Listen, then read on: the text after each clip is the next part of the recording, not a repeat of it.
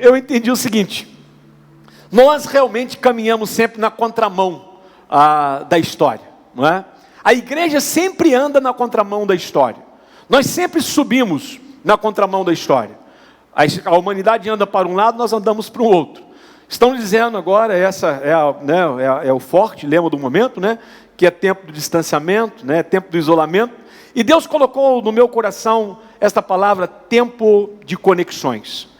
Não vou aqui pregar contra o isolamento ou contra o distanciamento, mas eu quero trazer uma palavra de Deus ao seu coração sobre como Deus falou comigo, sobre a importância de entendermos os tempos para fazermos as conexões certas. Porque existem conexões que precisam acontecer independentemente do tempo, independentemente das circunstâncias, independentemente do que estamos vivendo.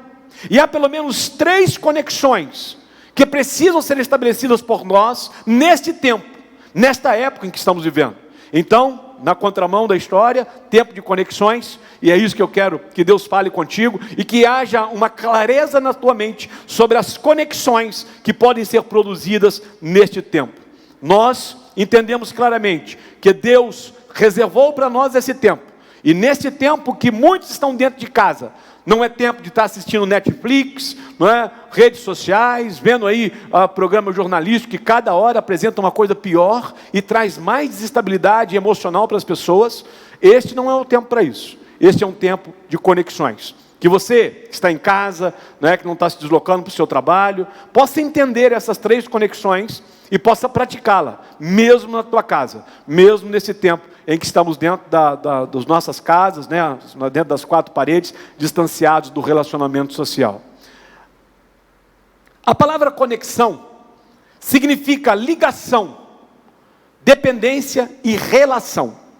Então, todas as vezes que nós falamos em conectar, nós estamos falando em ligar, não é? A conexão produz uma dependência. Quando você conecta algo, aquilo se torna dependente um do outro, não é?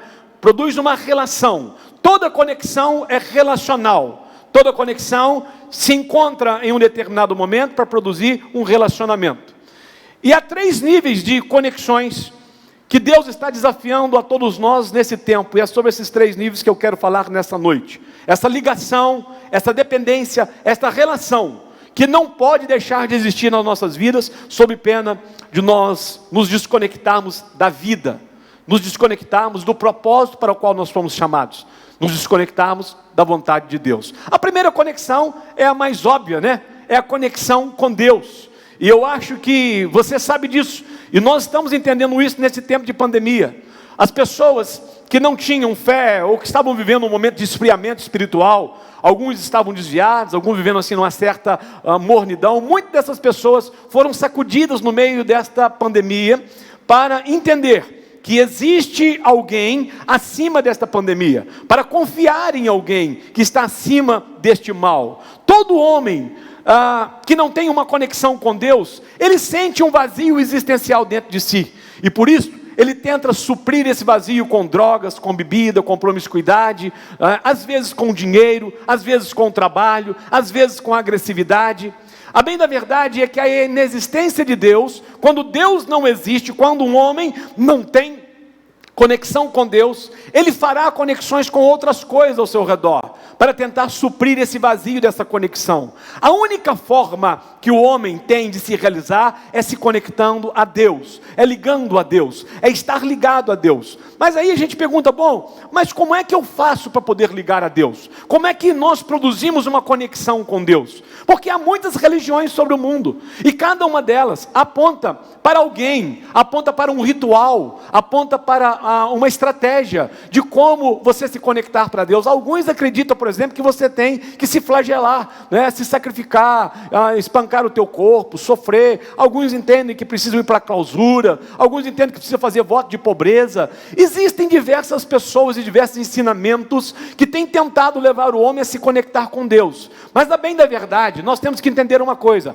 que só existe uma única forma de se conectar a Deus. Só existe um caminho que pode realmente levar o homem a Deus. Não há dúvida de que Maomé foi um grande homem na história da humanidade. Todos conhecem Maomé. Ele liderou uma grande revolução política e espiritual na sua terra. Mas Maomé não é o caminho que conecta a Deus. Como não há dúvida que José foi um grande homem, o pai de Jesus. Dia 19 agora, a Igreja Católica celebrou o dia de São José. Um homem extraordinário, um homem que teve a capacidade de cuidar do Filho de Deus. Mas José não é o caminho que leva até Deus. Eu gosto muito do apóstolo Paulo, acho um homem extraordinário, não é? Mas Paulo também não é o caminho que leva até Deus. Existe um único caminho, esse caminho é Jesus. Só Jesus pode colocar o homem em conexão com Deus. Só Jesus pode estabelecer um vínculo de conexão entre o homem e Deus. Então toda religiosidade que não parte de Jesus, ou que não parte do sacrifício de Jesus, porque quando nós falamos em Jesus, nós temos que entender qual foi a missão que o Pai deu a Jesus, qual foi a missão que o Pai o confiou.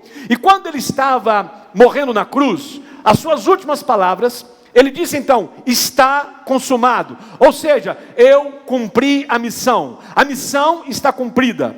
Na hora em que Jesus morre, ele cumpre a missão que o Pai havia estabelecido para ele, porque Deus resolveu estabelecer um canal de conexão com a humanidade. Esse canal é Jesus, mas ele passa fundamentalmente pela morte na cruz. Se Jesus não tivesse morrido na cruz, ele não teria cumprido o papel e o plano de Deus, o plano do Pai para ele. O plano do Pai exigia a sua morte na cruz. O plano do Pai exigia o seu sofrimento naquele lugar. E Jesus então vai até a cruz, e a cruz então se torna o ponto de partida para que o homem possa se conectar com Deus. Toda espiritualidade que não for a espiritualidade da cruz, é uma espiritualidade vazia, é uma espiritualidade morta, porque nós partimos da cruz. O lugar em que Cristo triunfa não é no domingo de Ramos, ou no domingo da Páscoa, né? O de Ramos é o anterior, não é o domingo da Páscoa. O lugar em que Jesus triunfa é na cruz, é a morte de Jesus que determina o nosso nascimento. Na cruz, Deus morreu-se como homem, Deus morreu como homem para que os homens vivessem como Deus. O ponto de encontro entre Deus e os homens é a cruz. A cruz é formada por dois madeiros, um maior que aponta para Deus e o menor que aponta para os homens. Ali Deus se fez homem para que o homem se fizesse Deus. O encontro do homem, a conexão do homem com Deus passa pela cruz. A conexão do homem com Deus nasce na cruz. Se nós não estivermos na cruz todos os dias, nós corremos o risco de vivermos uma vida de religiosidade. A cruz é o lugar em que nós somos pregados com Cristo. Quando estamos na cruz, não somos nós mais que vivemos, mas é Cristo quem vive em nós. Quando estamos na cruz, não é a minha vontade que impera, é a vontade dele que impera. E eu passo a viver segundo a vontade dele. Quando estamos na cruz, segundo a palavra, nós passamos a ter a mente de Cristo. Nós pensamos como Cristo, nós desejamos como Cristo, nós vivemos como Cristo quer viver. Então, para que o homem possa ter uma conexão viva com o Pai, ele precisa estar na cruz. A cruz não é um fato que aconteceu há quase 2000 anos atrás. A cruz é um fato que existe hoje. A cruz está ainda hoje erguida na minha vida, na sua vida, nas nossas vidas, e ela é a marca de um povo vitorioso. Nós somos o povo da cruz. A cruz nos uniu a Deus. A cruz produziu a conexão de fazer do homem uma nova criatura. Até a cruz, o homem vivia no estado natural, na natureza humana, apenas sendo homem. Mas a partir da cruz, o homem recebe uma nova natureza. É o que Jesus diz a Nicodemos: necessário vos é nascer de novo. O que é nascido da carne é carne, e o que é nascido do Espírito é Espírito. Quem nasce na cruz se torna espiritualmente forte como Cristo. Então a nossa vida, o nosso ponto, a nossa conexão com Cristo, com Deus, está na cruz. A importância da cruz, para mim, para você, nós precisamos lembrar, ter uma imagem fixa na nossa mente, daquele Calvário, das 3 cruzes levantadas, a cruz no meio, nela, alguém morrendo em nosso lugar, um sangue sendo derramado, e quando aquele sangue é derramado, o meu pecado é perdoado, o meu nome é escrito no livro da vida, eu me torno um filho de Deus, eu recebo o selo da promessa do Espírito Santo, e eu começo a reinar com Deus ainda em vida, como preguei na semana passada. Então, para que nós tenhamos uma verdadeira conexão com Deus, não é apenas se tornando um membro de uma igreja, não é apenas descendo as águas do batismo, não é fazendo um ritual religioso, não é indo em peregrinação a algum lugar. Para que nós consigamos estabelecer uma conexão viva com Deus, é preciso que nós creiamos na obra da cruz todos os dias. É preciso que nós tenhamos a intensidade da cruz latejante dentro de nós a todos os dias. A cruz precisa estar erguida sobre nós todos os dias. Nós precisamos caminhar à sombra da cruz todos os dias. Você precisa entender que um sacrifício que foi feito por ti há 2000 anos atrás está em voga até os dias de hoje. Que aquilo que foi feito no Calvário tem valia sobre a sua vida, e que por aquele sangue você agora é uma nova criatura, livre dos seus pecados. A Bíblia diz: dos seus pecados eu não me lembrarei mais. E ele diz: olha, quem é essa multidão? Não é uma multidão de homens que vieram com as suas vestes limpas. Ele diz: esses são aqueles que lavaram as suas vestes no sangue do Cordeiro. Nós lavamos as nossas vestes no sangue do Cordeiro derramado na cruz do Calvário. Nós nos conectamos com Deus através da cruz.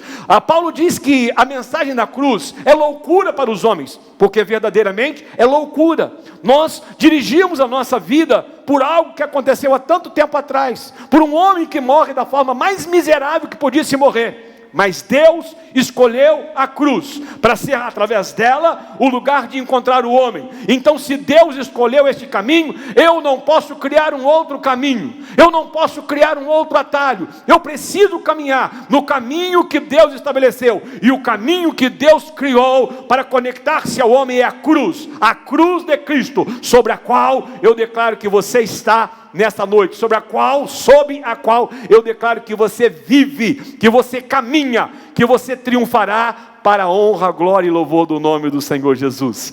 Diz-nos a história que Constantino, quando estava para invadir Roma, e ele tinha que atravessar uma ponte, e ali aquela era a parte mais difícil daquela guerra, e naquela noite ele tem um sonho, e ele vê nos céus uma cruz, e segundo ele relata que uma voz diz para ela: sobre este sinal tu vencerás.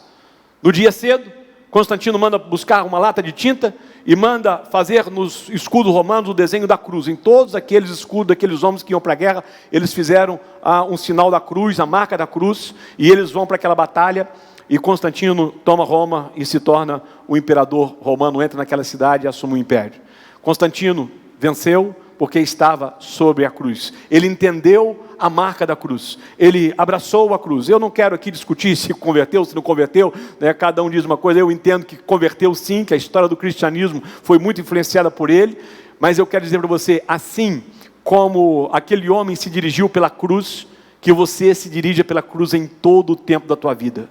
A cruz não é algo do passado, a cruz é algo presente hoje, e é ela que produz em ti a conexão viva com Deus. Quando Deus olha para ti, Ele olha e vê através da cruz a sua vida. Você está atrás dessa cruz, por isso quando Ele olha para ti, Ele te vê através do sacrifício de Cristo, e quando Ele olha para ti, o sangue de Jesus purifica, te apaga de todas as manchas de pecado. Por isso que quando Ele olha para ti, Ele não enxerga em ti mais pecado, porque Ele te vê a partir da cruz. Nós não podemos ter uma outra mensagem, nós não podemos ter um outro caminho, e não podemos apontar o homem uma outra forma de encontrar a Deus, senão através da cruz.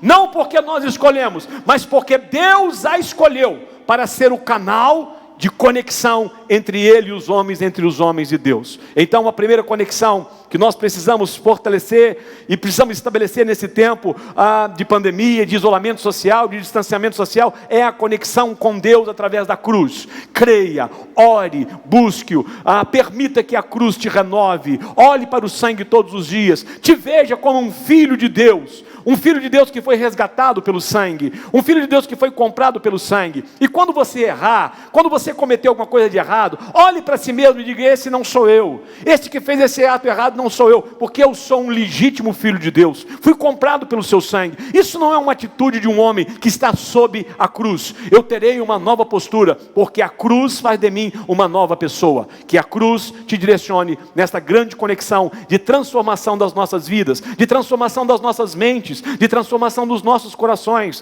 para que nós possamos espiritualmente nos tornarmos fortes, porque à medida em que nós recebemos a revelação da cruz, nós nos tornamos fortes, como a cruz foi forte em toda essa história, como a cruz é a fortaleza da nossa vitória, como a cruz é a consequência do nosso estado de filiação em Deus neste tempo. A cruz é o lugar de você se conectar a Deus. Segunda conexão que nós precisamos fazer é a conexão com a família de Deus. Se nós cremos em Deus e nos tornamos filhos deles, nós precisamos entender que nós não somos filhos únicos. Existem bilhões de filhos de Deus sobre a terra neste momento. Alguns acham-se filhos únicos. Alguns acham que, eu já ouvi isso, né? Eu quero viver a minha espiritualidade, eu e Deus. Deixa eu dizer uma coisa para você. Todo pai que tem filhos, todo pai que tem diversos filhos, ele tem muitas coisas que alegram o seu coração. Mas há poucas coisas que alegram mais um coração de um pai, do que ele ver os seus filhos vivendo harmonicamente, cooperando um com o outro, sendo bênção na vida um do outro, entendendo e compreendendo o outro, ajudando o outro nas suas fraquezas. Um pai que tem uma grande família, ele tem uma grande alegria. A alegria de ver os seus filhos se dando bem, se conectando bem, vivendo em harmonia. A Bíblia fala de um homem chamado Jó, que tinha lá, quantos filhos? 10, 12 filhos? 10? Eu sei lá, é tanto número, né? Os bons de Bíblia hoje não estão aqui. Cadê os bons de Bíblia aí? Estou desassistido aí, Tinha lá um monte de filhos, eu agora aqui me perdi no número, e eles morreram, de uma hora para outra, foram ceifados. Vão achar aí, vão me dizer quantos são. Mas a Bíblia diz que esses filhos tinham uma vida de comunhão extraordinária. Lá diz que quando um fazia uma festa, todos eram convidados a estar naquela festa. A casa de Jó era uma casa extraordinária, de muita comunhão. Os filhos tinham uma vida relacional que produzia no coração de Jó uma grande satisfação, uma grande alegria. Havia no coração de Jó uma felicidade pela forma como seus filhos viviam e se relacionavam. Quando você se torna um filho de Deus, se você é filho de Deus, e Deus tem muitos filhos, então você tem muitos irmãos. Se você é filho de Deus, você tem irmãos. E se você tem irmãos, Deus deseja que você viva bem com esses irmãos. A segunda conexão a que somos chamados a viver nesse tempo de dificuldades é essa conexão com a família de Deus. A família de Deus que nós a designamos de igreja, que está esparramado sobre toda a terra. A igreja é uma comunidade de irmãos que vive a comunhão fraternal. Nós vivemos uns pelos outros. Eu tenho irmãos esparramados por esse Brasil afora, tão grande. Se eu começar lá no Nordeste, eu vou me lembrar do pastor Ademir em Fortaleza, um grande homem de Deus, amigão, eu admiro o pastor Ademir. Se eu descer um pouquinho e chegar a Recife, eu vou me lembrar do Davidson, que é um grande homem de Deus, que cara extraordinário. Se dali eu for para o Norte e chegar em Porto Velho, eu vou me lembrar do Suame, do pastor Léo, vou me lembrar do Ricardo, pessoas extraordinárias, que vivem e me recebem com tanta alegria. Se eu andar um pouco mais e chegar no Acre, eu vou me lembrar do Cleves, vou me lembrar de homens e mulheres que sempre que estou ali, estão me recebendo de uma forma tão alegre, tão efusiva, né? Se eu descer um pouco para o sul e chegar a Livramento, a terra da Dani, eu vou me lembrar do Boris e da Kátia, um casal extraordinário que conheci ainda no final da década de 80, início da década de 90, e que tem sido marca na vida de tantos homens que passam por Livramento. Se eu chegar a São Paulo, quantos amigos eu tenho naquele lugar? Se passar a Curitiba, né? Bispo Juedi, um grande homem de Deus. Se chegar a São Paulo, ali estão pastores, bispos que são amigos. Se for ao Rio, quantos tenho? Quando chego em Minas, quantos amigos, quantas pessoas? Quando chego aqui neste lugar, quantas pessoas são a minha família nesta igreja? Pessoas que eu amo, porque me conecto com elas em vida, estamos juntos. Quando elas sofrem, eu sofro com elas. Quando elas se alegram, eu me alegro com elas. Como é bom vê-las. Quando eu as encontro em uma plataforma, como estamos aí, eu olho para a carinha dela e digo, como é bom ver fulano. Essa semana eu tive uma alegria de ver na plataforma a irmã Luísia, que teve, né, lá no limiar da morte, e Deus a trouxe de volta. A Solange, que também passando por problema de saúde. A Mara, com a filha adoentada, e eu pude encontrar com essas pessoas na plataforma. Quem são essas pessoas? São os meus irmãos, a minha família, com quem eu preciso ter uma conexão profunda, para com as quais eu tenho que ter um relacionamento saudável. Eu preciso viver com essas pessoas, dando a ela a importância que elas têm. E quanto mais eu me relaciono com essas pessoas, quanto mais eu abençoo essas pessoas, quanto mais eu faço bem a essas pessoas, mais eu alegro o coração de Deus. Mas há uma contrapartida também nessa história. Quando eu me conecto à família de Deus, eu passo a ter comigo pessoas que me ajudam espiritualmente a vencer. Eu sei que muitas pessoas oram por mim, as irmãs de oração desta igreja, o grupo de intercessão. Eu sei, de vez em quando recebo os seus áudios de oração, o tempo que gastam orando pela minha vida, clamando a Deus por mim. Este é o benefício de fazer parte da família de Deus, de estar inserido dentro de uma família. Infelizmente, Satanás nos últimos anos tem levantado um movimento para desconectar as pessoas da igreja. Eu às vezes vejo no Facebook, as pessoas dizem: quero tudo com Cristo, mas nada com a igreja. Mas a igreja é o corpo de Cristo. Não tem como você ter um envolvimento com Cristo sem ter um envolvimento com o seu corpo. A igreja é a noiva de Cristo.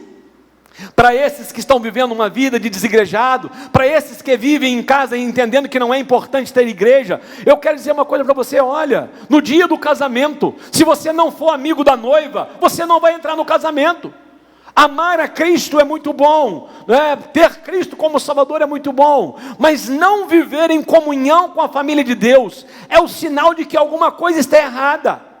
Quando você tem problemas com o irmão na igreja, quando você cria barreiras com o irmão, quando você permite criar um sentimento ruim para com o irmão, isto produz uma dificuldade no seu relacionamento com Deus. Quando Ele vai nos orientar sobre a trazer ao altar a nossa oferta, Ele diz: se você for trazer diante do altar algo, e lembrar que alguém tem alguma coisa contra ti, você deixa ali, volta lá e conserta com aquela pessoa. Olha, não é se você tiver alguma coisa contra a pessoa, é se você lembrar que alguém tem alguma coisa contra ti. Ele diz assim: no que depender de vós, tende paz com todos. Todos significa o espiritual, o carnal, o bom crente, o mau crente, o bom caráter, o mau caráter. Ter paz com todos significa: no que depender de mim, eu me relacionarei bem com todas as pessoas. Deixa eu dizer uma coisa para vocês: relacionar bem com aqueles que são os top da oração, com os pastores, com os mais espirituais da igreja, cara, isso é a coisa mais fácil do mundo. Qualquer um consegue fazer isso. O desafio é você conseguir se relacionar bem com aqueles que são mais fracos, mais débeis, mais debilitados, que não conseguem enxergar às vezes as coisas com a grandeza como nós enxergamos. Mas é esta conexão que produz vida. O que se espera, o que Deus espera de nós, é o que um pai que tem muitos filhos dentro de uma casa espera dos irmãos mais velhos, que eles ajudem na criação dos irmãos mais novos. Toda a família que foi grande, que teve aí 10, 12, 15 irmãos, pode contar com certeza, com clareza, que os mais novos eram sempre ajudados pelos mais velhos. Na hora de levar o menino para a escola, quem que levava? O irmão mais velho. Aí arrumava uma confusão na escola. O que fazia? Chamava o irmão mais velho para poder consertar a confusão. Não é verdade?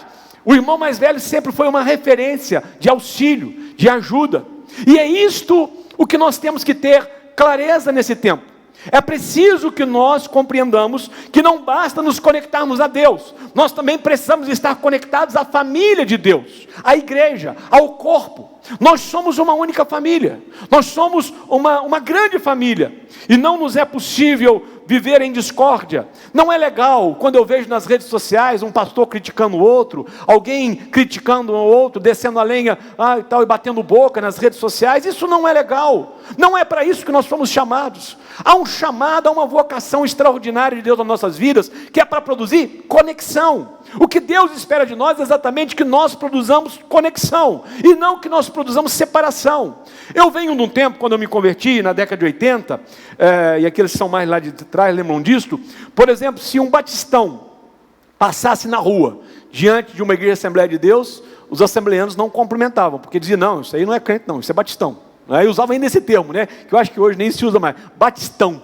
Eu me lembro bem disso. Não era nem considerado.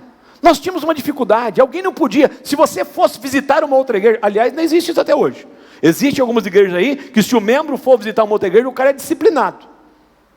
Porque na realidade, há uma visão denominacional, não uma visão de reino, não uma compreensão do reino de Deus. E nós precisamos nos entender dentro desta visão que Deus tem para nós. Deus deseja que nós nos conectemos em família. Nós somos uma grande família. Nós precisamos viver o ambiente de uma família saudável, que cuida, que nutre, que participa das alegrias, dos desafios. Eu sei que agora nós estamos em casa, mas cada um de nós podemos continuar conectados aos nossos pequenos grupos. Aqui nós temos a estratégia de organizarmos em GCELs, em células. E a minha palavra é: você precisa estar inserido em um pequeno grupo. E você que lidera um pequeno grupo precisa produzir conexão nesse tempo. Ligar, mandar mensagem, reunir o grupo, dar um telefonema. Nós precisamos estar conectados a esta família. Nós não podemos permitir que esta pandemia, que este isolamento social, que esse distanciamento nos desconecte. Agora é a hora da gente ligar. Essa semana mesmo eu pedi a Deus: Senhor, vai falando comigo. Para quem que só quer que eu ligue? Para quem que só quer que eu mande uma mensagem?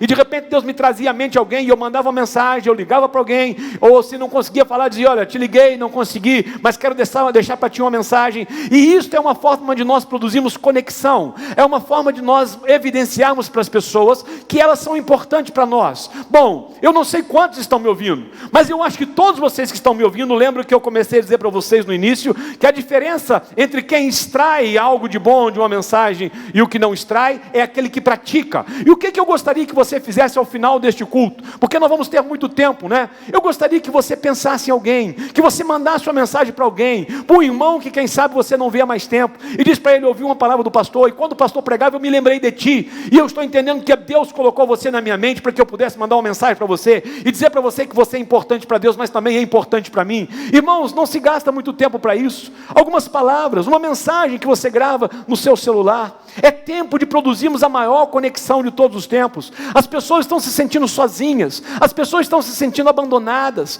Muitos filhos não podem ir até onde estão os pais, muitos avós não veem os seus netos. Agora é a hora de nós como igreja chegarmos presente. Você, líder de GCEL, insiste em fazer reuniões por plataforma, insiste em reunir o seu pessoal. Não vem todo mundo, mas não tem problema, continua insistindo. É preciso conectar gente, é preciso que a conexão com a família de Deus não pare, porque esta conexão vai produzir vida num tempo de desesperança. Enquanto o mundo está naufragando em desesperança, a vida de Deus se estabelecerá em cada reunião. Ele diz assim: quando houver 2 ou 3 reunidos em meu nome, ali eu estarei. Então, quando nós reunimos, ainda que seja numa plataforma, ainda que seja à distância, isso atrai a presença de Deus para o lugar em que estamos. Então eu quero fazer um desafio a você. Você precisa estar conectado a Deus, mas você precisa também se conectar à sua família espiritual. Se você está me ouvindo, não faz parte de uma igreja, não tem um grupo que você pertence, não há um pastor que cuida da sua vida, não há um líder de GCEL que te pastoreia,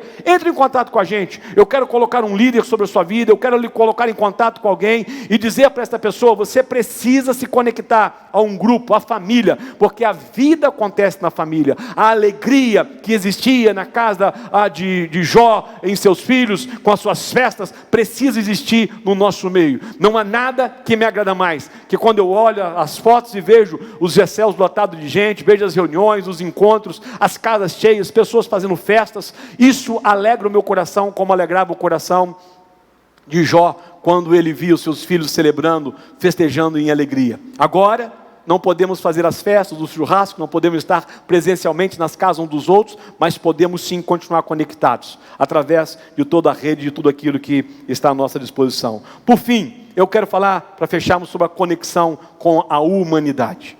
Então, as 3 conexões que precisam ser revigoradas neste tempo: conexão com Deus, conexão com a família de Deus, conexão com a humanidade. E o que nós chamamos de humanidade?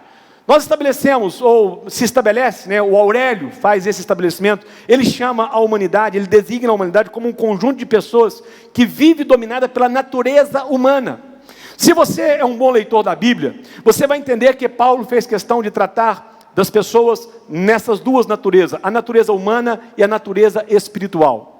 Eu chamo de humanidade todos aqueles que vivem a natureza humana, que ainda não experimentaram a natureza espiritual. Escolhi essa expressão em substituição a outras expressões que nós falamos muito, né? Eu poderia ter falado, por exemplo, em conexão com os perdidos, conexão com os pecadores, conexão com os ímpios. Mas enquanto eu preparava essa palavra, eu observei que essas 3 expressões, perdidos, pecadores e ímpios, distanciam as pessoas de nós e de Deus. Porque um Deus santo, puro, ele não se mistura com o pecado. Nós que fomos encontrados não estamos mais perdidos. Nós que vivemos uma vida de piedade não somos ímpios. Então quando nós dizemos, nós precisamos nos envolver com o mundo, com o perdido, com o pecador, com o ímpio, isso nos leva a uma realidade tão distante do nosso mundo, que parece que não nos comporta no mundo deles. Mas a expressão mais adequada para se tratar ao homem que ainda não nasceu de novo, é o homem que vive segundo a natureza humana. Ele é um perdido, ele é um pecador, ele é um ímpio, mas se você disser isso para ele, você o ofende. Todas as vezes que nós tratamos as pessoas lá fora como perdidas, pecadoras e ímpios, nós as ofendemos. E eu quero dizer uma coisa para você, se nós queremos alcançá-los, talvez a melhor forma que temos não é de ofendê-los. Nós reconhecemos que eles não têm a natureza de Deus. Eles ainda são pessoas que vivem segundo a natureza humana. Por isso, estamos falando de uma conexão com a humanidade. Olha, para Deus é tão interessante que quando lá em João 3,16, que é o ápice, é a revelação de Deus, diz, porque Deus amou o mundo. E talvez a melhor expressão que nós teríamos para colocar ali, em substituição ao mundo, seria a humanidade. Ali a expressão mundo refere-se à humanidade, ao homem. Então, porque Deus amou a humanidade de tal maneira que entregou o seu Filho para que todo aquele que nele crê não pereça, mas tenha vida eterna. Quando é que Deus nos amou? Quando nós ainda éramos perdidos, quando nós ainda éramos pecadores, quando nós ainda éramos ímpios. O Senhor nos amou quando nós ainda estávamos no mundo.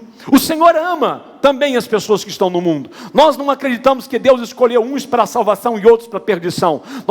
Nós acreditamos que Deus ama todas as pessoas, e que o desejo de Deus é que todos sejam salvos, e que a vontade de Deus é que todos entrem na eternidade. Agora, é preciso que nós compreendamos isto e entendamos que lá de fora existem pessoas que são sim perdidas, pecadoras e ímpias, mas são amigas nossas, são os nossos parentes, são os nossos familiares, e nós precisamos olhar para essas pessoas com os olhos que Deus olha. Deus deseja que eles sejam salvos, Deus deseja se encontrar com eles. É equivocadamente ensinado em algum tempo para nós, do passado, e talvez equivocadamente nós assim ensinados, resolvemos nos fechar dentro de uma comunidade, resolvemos nos fechar entre os irmãos, e as pessoas se convertem, não, eu saí do mundo, e eu agora não posso mais, nem quero nem ver fulano, não posso ir mais nas reuniões da minha família, porque lá é um bando de carnal, de pecador. Mas veja bem, é aí que você precisa se revelar neste momento. Se em algum momento do passado, nós tomamos uma decisão de nos isolarmos, de nos fecharmos, de sairmos do mundo, isso não tem a ver com uma ordem de Deus para nós. Olha, muitos de nós nos tornamos sal dentro do saleiro. E eu digo para você que não há um lugar mais imprestável para o sal do que no saleiro. Há muitos de nós que queremos ser luz no meio de um ambiente iluminado.